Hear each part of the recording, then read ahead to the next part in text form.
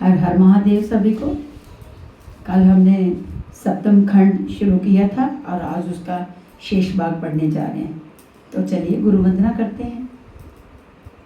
कर्पूर घोरम करुणावतारम संसार सारम भुजगेंद्रहारम सदा वसंतम हृदयारविंदे भवं भवानी सहितं नमामि भवं भवानी सहितं नमामि।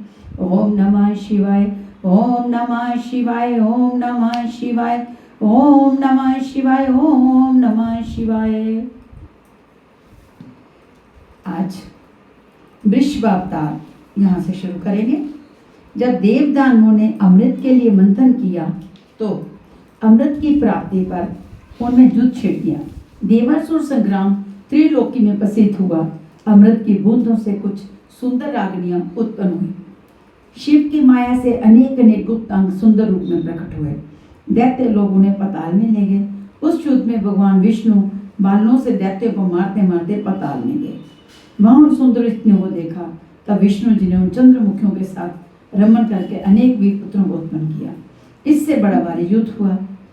इससे ऋषि मुनियों को भारी कष्ट हुआ। तब शिव ने उन्हें आश्वासन दिया कि मैं तुम्हारा कष्ट दूर करूंगा। इसी हेतु शिव जी ने वृषभ का रूप धारण किया और विष्णु को पाताल से लाने की इच्छा की। तब शिव जी ने वृषभ रूप धारण करके गरजते हुए पाताल में प्रवेश किया। उनके घोर गर्जन से वहां का नगर ध्वंस होकर गिरने लगा। पूर्ववासी व्याकुल हो गए। वृषभ ने उपद्रवी विष्णु पुत्रों को सामना किया। बैल रूपधारी शिव ने अपने खुरों और सींगों से उन्हें मारा। विष्णु ने पुत्रों को मारने वाले बैल का सामना किया। उन्होंने अनेक अस्त्रों का प्रयोग किया। वृषभ ने सभी को काट डाला। तब विष्णु ने उनको पहचान कर प्रार्थना की, अपनी भूल की क्षमा मांगी। विष्णु लज्जित हो वहां से चलने लगे। तब शंकर जी ने कहा कि तुम अपने चक्र को यहीं छोड़ दो, मैं तुम्हें सुदर्शन चक्र सूर्य के समान तेज वाला देता हूँ। उन्हें वह चक्कर देकर भगवान शंकर कैलाश पर चले गए। विष्णु जी भी मोह त्याग अपने लोक हो गए। वही वृषभ अवतार की कथा है। पिपलाद चरित्र। वृत्तासुर को मारने के लिए इंद्र आदि देवताओं ने वज्र बनाने की इच्छा से और ब्रह्मा जी आज्ञा से दधीचि ऋषि से उनकी अस्थियां मांगी।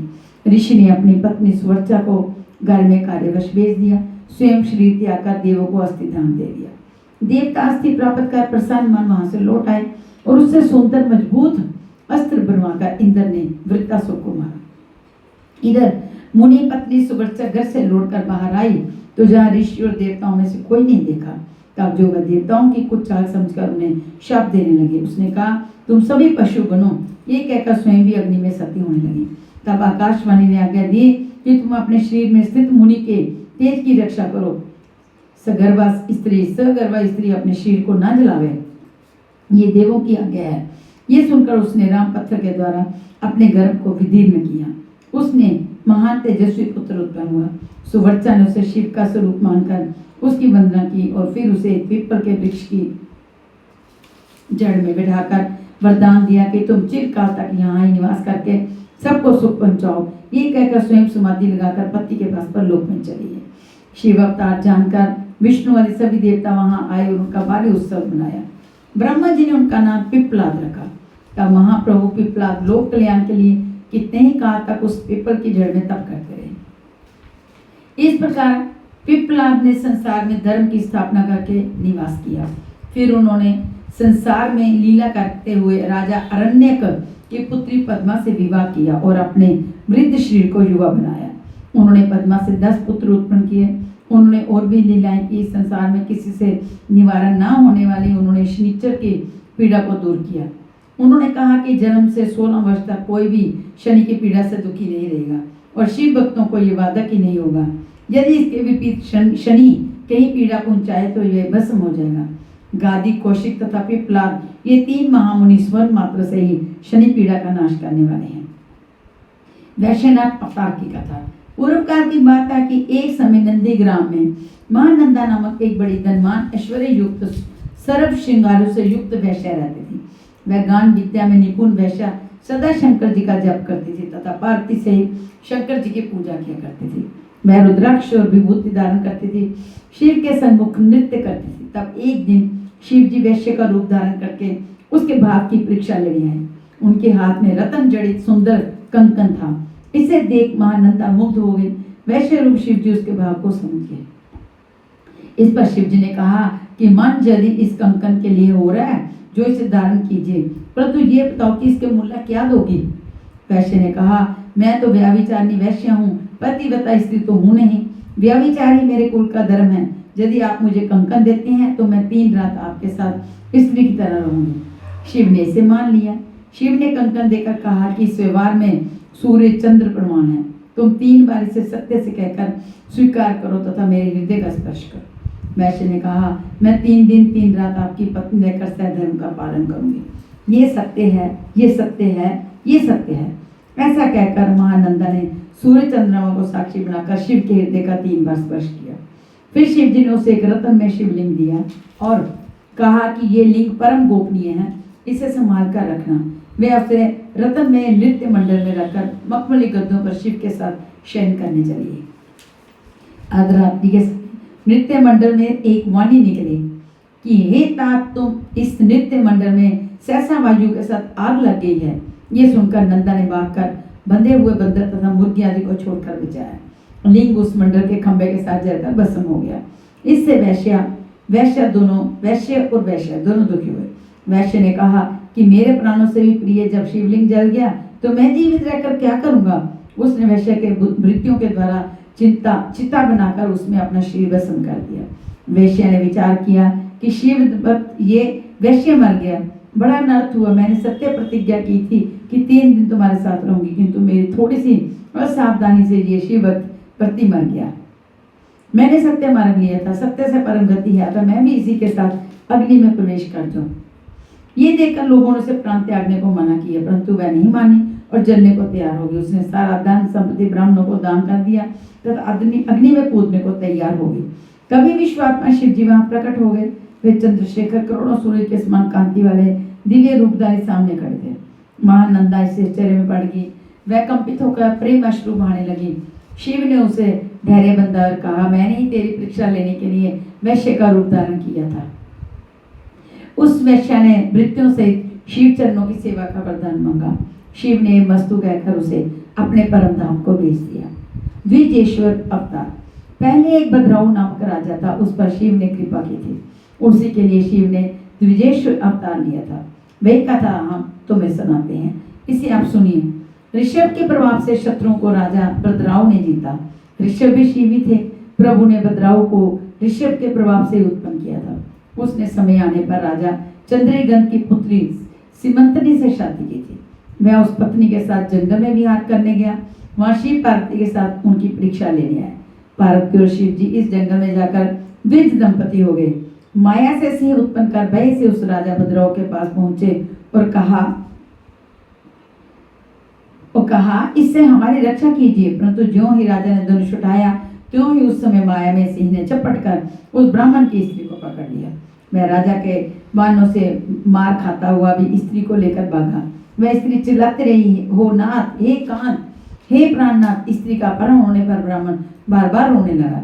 फिर राजा से बोला, हे राजा, तुम्हारे पराक्रम का क्या फायदा है? तुम जंगली जानवरों से भी मेरी स्त्री की रक्षा न कर सके।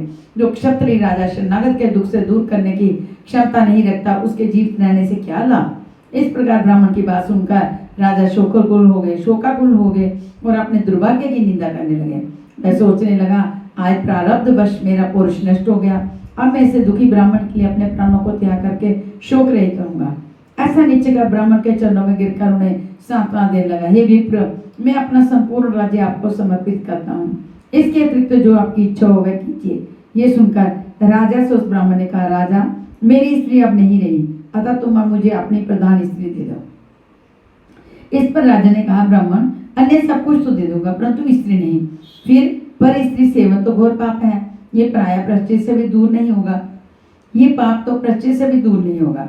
तब शंकर जी ने प्रसन्न होकर कहा कि हे राजा, मैं तुम्हारी भक्ति से प्रसन्न हूँ, तुम वरदान मांगो। ये सब कुछ मैंने तुम्हारी परीक्षा ली थी, तुम धैर्य से सच्चे उतरे। ये मेरी ही स्त्री पार्वती है, जिसे मेरे द्वारा उत्पन्न माया का सिंह लेकर भाग गया था। इसी से तुम उसे नहीं मार सके थे। तुम्हारे धैर्य की परीक्षा लेने के लिए मैंने तुम्हारी पत्नी ही मांगी थी। प्रसन्न होकर राजा ने चरणों में गिरकर भक्ति का वरदान मांगा। अपने माता पिता वज्र बाहु के लिए भी शिव भक्ति का वरदान मांगा। उसकी पत्नी ने भी अपने पिता के लिए शिव जी की भक्ति मांगी। यतिनाथ हंस रूप अवतार। अर्बुद पर्वत के समीप एक भील रहता था जिसका नाम अहुक था। उसकी पतिव्रता स्त्री थी, उसका नाम अहुका था। वे दोनों शिव के महान भक्त थे। एक समय में भील अपनी स्त्री के हार के लिए बहुत दूर जंगल में जा पहुंचा। सायंकाल एक सन्यासी यति के रूप में शिव उसके घर आए। तभी वह भील भी वहां आ गया। दंपति ने अतिथि यति का यथोचित सत्कार किया। भील से यति रूप शिव बोले, आज रात्रि भर मुझे यही रहने का स्थान दो, प्रातः काल में चला जाऊंगा, तेरा कल्याण हो। भील ने कहा, मेरे पास बहुत थोड़ा स्थान है, इसमें आप कैसे रहोगे? ये सुन सन्यासी जाने लगे। तभी पत्नी ने पति से कहा, तुम दोनों अंदर सो जाओ, मैं रात्रि को बाण आदि से सुसज्जित रहूंगी। इससे अतिथि धर्म का पालन हो जाएगा। अतिथि को लौटाओ मत। पत्नी की बात सुनकर भील ने कहा, नहीं, तुम और सन्यासी अंदर सो रहना, मैं बाहर रहूंगा। उन्होंने सन्यासी यति को रोक लिया और पत्नी तथा सन्यासी अंदर झोपड़ी में सो रहे हैं।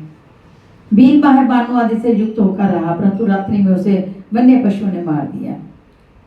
प्रातः काल होने पर यति तथा उसकी पत्नी ने भील को जब मरा हुआ देखा तो बड़े दुखी हुए। इस पर भील की पत्नी ने सन्यासी से कहा, हे यतिवर, आप दुखी ना हो, मेरे पति ने अपने प्राण धर्म में ढूंढकर रहकर गवाए हैं। मैं इनके साथ सती हो जाऊंगी, क्योंकि यही सनातन धर्म है। तुम निश्चिंत होकर यथास्थान जाओ। ऐसा कहकर वह भील पत्नी चिता बनाकर भस्म होने लगी। तभी शिव जी साक्षात प्रकट हो गए। उन्होंने वरदान दिया कि तुम दोनों दूसरे जन्म में राजा रानी होंगे तथा मेरा सन्यासी रूप वाला शरीर तुम्हारी हंस रोककर सहायता करेगा। शिव के प्रसाद से भील राजा होकर निषाद देश में उत्पन्न हुआ। उसका नाम नल हुआ और उसकी पत्नी विदर्भ राजा की पुत्री दमयंती हुई। नल और दमयंती। शिव ने वहां हंस रूप धारण कर दोनों का विवाह कराया। शिव का ये हंस रूप तथा यति रूप अवतार परम कल्याणकारी है। इसे सुनकर मनुष्य परम गति को प्राप्त होता है। कृष्ण दर्शन अवतार। इक्ष्वाकु वंश में श्राद्ध देव की 9वीं पीढ़ी में राजा नभग का जन्म हुआ था। उनके पुत्र नाभागा और विष्णु भक्त अम्बरीश हुए। अब उन्हीं अम्बरीश के पितामह नभग का चरित्र सुनो। उन्हें स्वयं शंकर जी ने वरदान दिया। जब वे गुरुगृह में विद्या पढ़ने गए तो वहां भाइयों ने राज्य का विभाजन कर अपना भाग तो ले लिया, किंतु नभग का भाग भी हड़प कर दिया। जब ब्रह्मचारी नभग सब वेदांत पढ़कर गुरुकुल से लौटे तो अपना भाग मांगने लगे। भाइयों ने कहा कि विवाह करते समय तो हमें तुम्हारा ध्यान नहीं रहा, अब जो कुछ है ये पिता के पास है, उन्हीं से अपना सारा मांग लो भाग। जब वे पिता के पास पहुंचे तो पिता ने कहा, तुम्हारे भाइयों ने तुम्हारे साथ छल किया है, तुम्हें एक उपाय बताता हूँ, तुम विद्वान हो, तुम अंगिरस ब्राह्मण के यज्ञ में चले जाओ। उनका यज्ञ पूर्ण नहीं हो रहा, उन्हें 6वें दिन मोह प्राप्त हो जाता है। तुम उनके यज्ञ को ज्ञान द्वारा वेद मंत्रों से पूर्ण कराओ, वे स्वर्ग चले जाएंगे तथा बचा हुआ सभी धन तुम्हें देकर संतुष्ट कर देंगे, जिससे तुम सर्वदा संतुष्ट हो जाओगे। प्रसन्नता पूर्वक वे यज्ञ में गए। वहां मनुपुत्र ने उनका स्वागत किया। वहां उन्होंने स्पष्ट रूप से तो वेद सूक्त उच्चारण किए। यज्ञ समाप्ति पर अंगिरस ब्राह्मण ने अपने यज्ञ का अवशिष्ट धन नभग को देकर स्वर्ग को प्राप्त हुए। परंतु उसी समय शिव जी कृष्ण दर्शन रूप में प्रकट होकर बोले, हे नभग, यज्ञ का अवशिष्ट धन तो मेरा है, इसे तू कैसे ग्रहण करता है? तुझे किसने भेजा है? ये सत्य सत्य बता, ये सत्य सत्य बता। नभग ने कहा, इस धन को ऋषियों ने मुझे दिया है, ये धन मेरा है, आप कौन है जो मुझे रोक रहे हैं? इस सत्यवाणी की सुनकर परमात्मा कृष्ण दर्शन ने कहा, हम दोनों के बाद विवाह में आपके पिता ही प्रमाण हैं, आ जाओ उनसे पूछो, जो वैसा कहेंगे वैसा ही हम मान लेंगे। ये सुनकर नभग पिता के पास पहुंचे तब मुनि श्रद्धा देव ने बताया कि वे पुरुष शंकर जी हैं। यज्ञ में अवशिष्ट वस्तु तो उन्हीं की है, यदि वे कृपा करे तो तुम्हें मिल सकती है। वहां तुम उनकी स्तुति करो, उनसे अपने अपराध की क्षमा मांगो। वे अखिलेश्वर प्रभु यज्ञ के अधिष्ठाता हैं, ब्रह्म विष्णु आदि देवता उन्हीं के आदेश से कार्य करते हैं। तब नभग ने कहा, वहां जाकर अपने अपराधों को क्षमा मांगी तथा शंकर जी की स्तुति करने लगे। शिव ने कहा कि तुम विकार रहित होकर सभी सुखों को भोगो। ऐसा कहकर वे अंतर्ध्यान हो गए। अब दूतेश्वर अवतार। भगवान शंकर का एक बार इंद्र, बृहस्पति तथा अन्य देवताओं के मार्ग में अवधूत का रूप बनाकर बैठ गए। उनका शरीर अग्नि के समान प्रज्वलित था। इंद्र ने रूप धार कर बैठे लंबे पुरुष से पूछा कि शंकर भगवान अपने स्थान पर आए या कहीं गए हैं? इस पर मदनाशक शिव ने कोई उत्तर ना दिया। इंद्र ने कई बार पूछा, परंतु वे चुप रहे। तब इंद्र को राज्य का मद होने पर क्रोध आ गया। क्रोध कर बोला कि तुझे अभी वज्र से मार देता हूँ। देखते हैं फिर तुझे कौन बचाता है। ये कहकर इंद्र ने उस दिगंबर को मारने के लिए वज्र उठाया, परंतु वह वज्र उन पर चल न सका और इंद्र का हाथ वहीं स्तंभित हो गया। तब इंद्र क्रोध से जलने लगा, परंतु शंकर जी के उस क्रोध को देखकर बृहस्पति जी ने जान लिया कि यही पुरुष साक्षात शंकर है। ये देखकर उन्होंने शंकर जी को प्रणाम किया तथा उन्होंने को प्रकार से शिव की स्तुति की, इंद्र के प्राणों की रक्षा की। इससे गुरु ब्रह्मा जी का बृहस्पति जी का नाम जीव पड़ा। इससे ही गुरु बृहस्पति जी का नाम जीव पड़ा। भिक्षु बड़े अवतार। विदर्भ नगर में एक सत्यरथ नाम का राजा हुआ था। उसने शिव धर्म का सेवन करते हुए बहुत सा समय व्यतीत किया। उसके बाद वह राजा शत्रुओं के द्वारा आक्रमण करने पर मार डाला गया। उसकी पटरानी गर्भवती थी। वह छिपकर एक जंगल में एक बट वृक्ष के नीचे जाकर बैठ गई। वहां उसके एक पुत्र हुआ। वह प्यास से व्याकुल हो एक सरोवर से जल पीने को गई तो उसे मगर ने भक्षण कर लिया। उस बालक पर शिव को दया आई। उनकी प्रेरणा से एक भिखारी उस बालक के पास आए। वह सद्योजात बालक पर दरियाद हो गई, परंतु शंका करने लगी कि ये किसका पुत्र है, इसे पालनार्थ में ले या नहीं। तब शंकर जी स्वयं भिक्षु का रूप धारकर उस भिखारी के समीप आए और बोले कि तू शंका मत कर, इसे घर ले जा और इसका पालन कर। भिखारी पूछने लगे कि हे भिक्षु, आप कौन हैं? क्या शंकर हैं जो मुझ पर दया की है? कृपया ये बतलावें कि ये कौन है, किसका है, यहाँ कैसे असहाय पड़ा है। तब भिक्षु रूप शिव जी बोले, ये राजा सत्यरथ का पुत्र है। वह युद्ध में शत्रुओं द्वारा मर चुका है। इसकी माता पानी पीने सरोवर पर गई थी और वहां मगर ने उसे भक्षण कर लिया। अब इसका तुम निशंक होकर पालन करो। तब भिक्षु ने फिर पूछा कि इसके पिता तथा माता की इस प्रकार मृत्यु कैसे हुई। तब वह भिक्षु के रूप में जो शिव थे वो कहने लगे, हे ब्रह्मानी जी, राजा सत्यरथ पूर्व जन्म में पांडु थे। एक बार वे शिव पूजन पर बैठे थे कि मंत्रियों ने जाकर समझा दिया कि शत्रु चढ़ आए हैं। पांडु ने बिना सोचे समझे ये तय कर लिया कि ये लोग मंत्री वेश में शत्रु ही आ गए हैं। उसने शिव पूजन समाप्त करके उड़कर उनका सिर काट लिया तथा बिना पूजन करके रात्रि में ही भोजन कर लिया था। इस कारण बीच में ही राज्य करता हुआ ये राजा सत्यरथ मारा गया। इस लड़के की माता ने पूर्व जन्म में शल से अपनी सोत को मार डाला। इसे बड़े पाप से उसे मगर ने खा लिया है।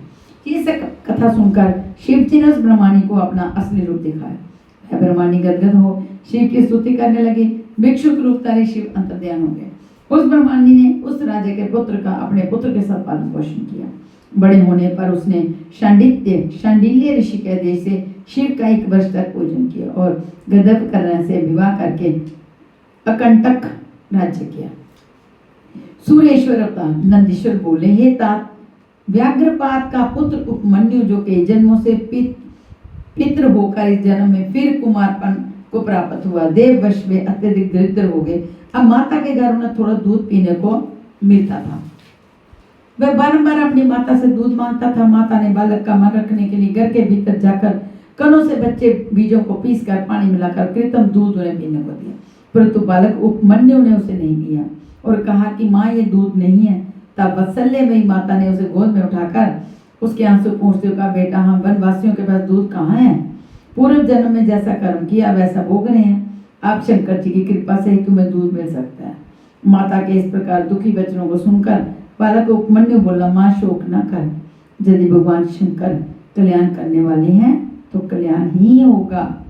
यदि महेश्वर भी कहीं भी हैं तो वे शीघ्र या देर में अवश्य दूध देंगे। मैं उनकी कृपा के लिए तपस्या करूंगा। ऐसा कहकर माता को प्रणाम करके वह हिमालय पर जा पंचाक्षर मंत्र ओम नमः शिवाय के जपने लगा। उसके नित्य पूजन करने तथा पंचाक्षर जपने से तीनों लोग प्रदीप्त होने लगे। बालक के पास शंकर जी पार्वती के साथ इंद्र और इंद्राणी का रूप धारण कर हाथी पर सवार होकर आए। बालक के पास शंकर जी पार्वती के साथ इंद्र और इंद्राणी का रूप धारण कर हाथी पर सवार होकर आए।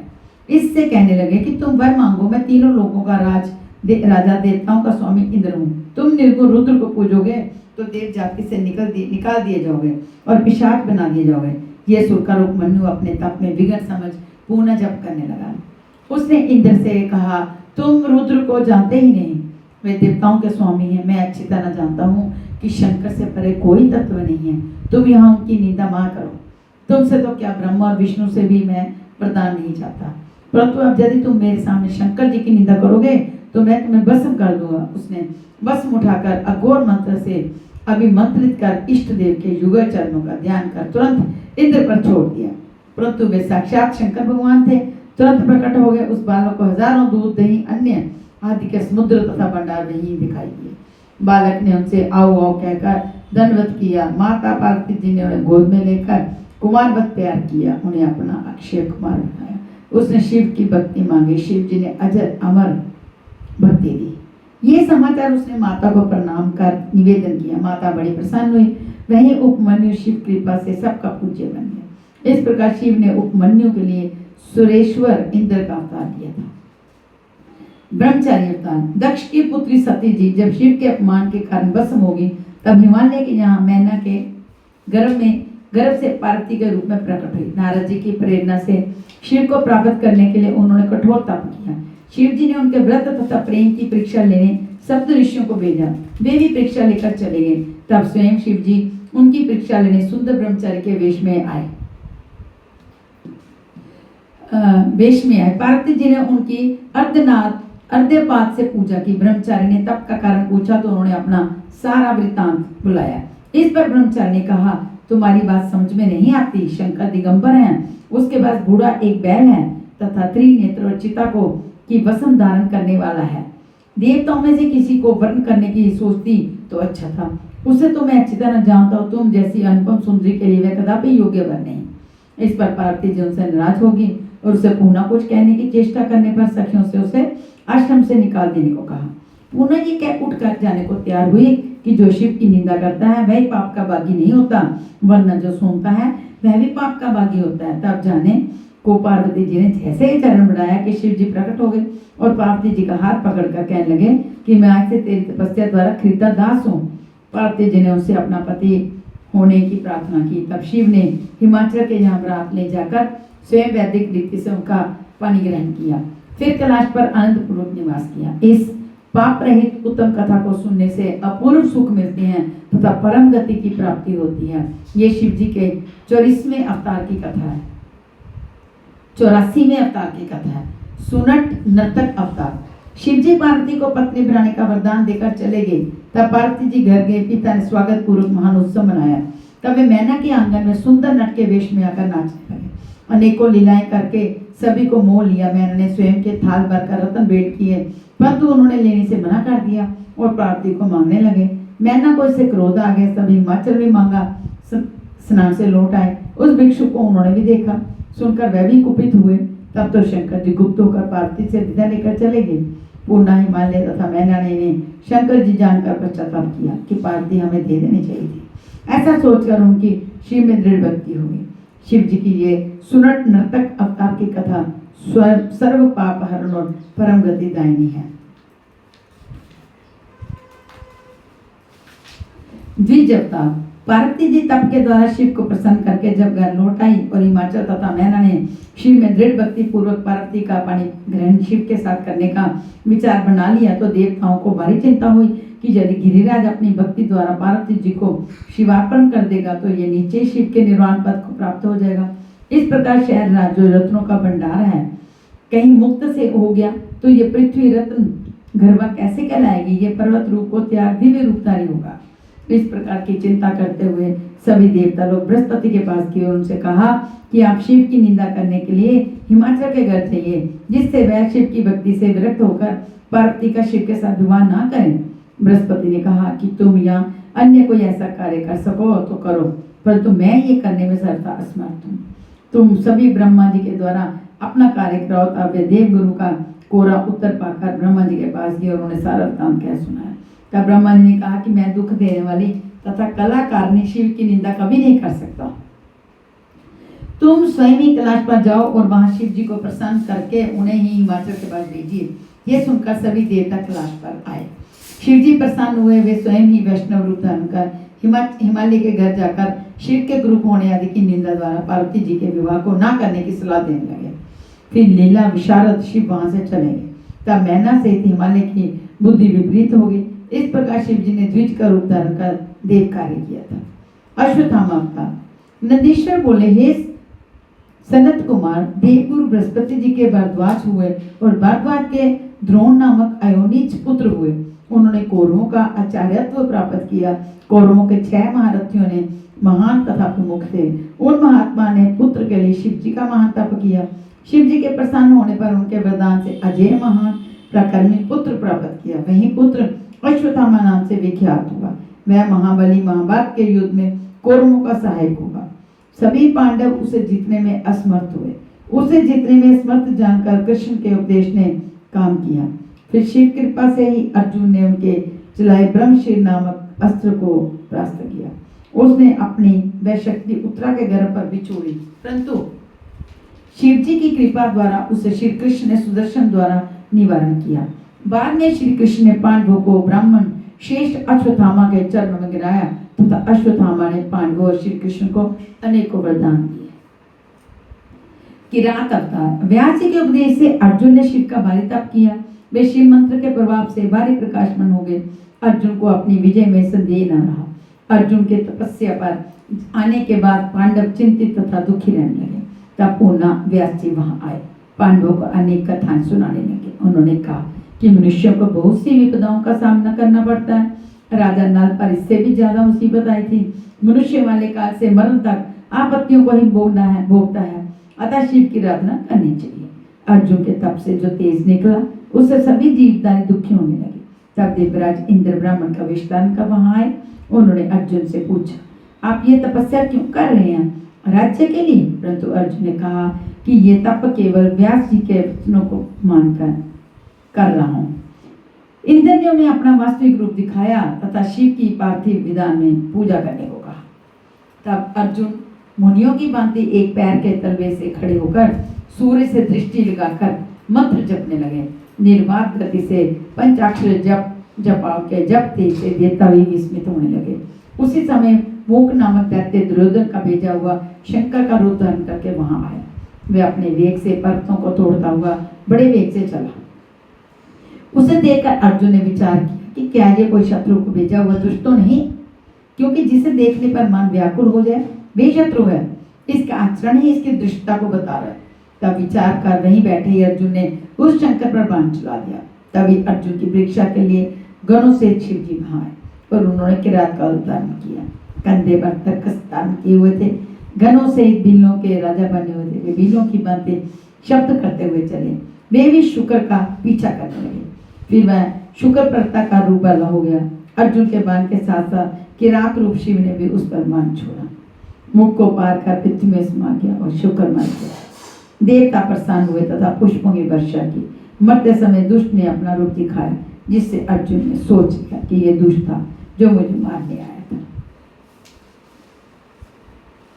किरात अर्जुन विवाद। तभी शिव जी ने अपना भक्त भेजकर शुक्र से अपना बाण मंगाया तथा वहां अर्जुन भी बाण लेने गया। तब उन दोनों ने विवाद छिड़ गया। अर्जुन ने बाण ले लिया। गण ने कहा, ये दोनों बाण हमारे हैं, इन्हें मुझे दो। गण ने अर्जुन से कहा, तुम झूठे तपस्वी हो, यदि तेरा है तो तुम मुझे इसका फल दिखाओ, मैं इसे पहचान लूंगा। अर्जुन ने कहा, बाण के फल पर मेरा नाम अंकित है, तुझे क्या दिखाऊं? तेरे स्वामी को ही दिखाऊंगा। तेरे साथ मेरा युद्ध शोभा नहीं देता, तेरे स्वामी से मेरा युद्ध होगा। इसके बाद शिव जी किरात वेश में सेना लेकर अर्जुन के पास युद्ध करने आ गए। अर्जुन भी धनुष्मान लेकर तैयार हो गया। किरातेश्वर ने अपने दूत से कहलवाया कि ये तपस्वी, तुम बाण को छोड़कर चले हो, क्यों एक छोटे से बाण के लिए इतना भारी युद्ध करते हो? इस पर अर्जुन ने उससे कहा कि तुम भीलराज से कह दो कि यदि मैं ऐसा करूंगा तो मैं कुलकलंकी कहलाऊंगा। मैं युद्ध अवश्य करूंगा। कहीं सिंह भी श्रृंगार से भयभीत होता है, वंचर से राजा भयभीत नहीं हुआ करते। ये सुनकर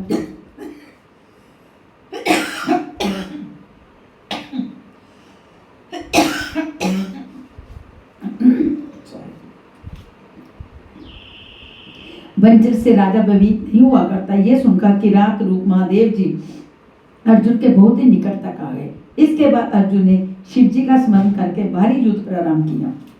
नीलराज ने भी अपने पहने वालों से अर्जुन को भारी पीड़ा दी। अर्जुन की भारी मार से वीरराज के गण भागने लगे। अर्जुन भारी बाणों से शंकर जी पर प्रहार कर रहे थे और शंकर जी अर्जुन पर बाण चलाते हुए दया दिखा रहे थे।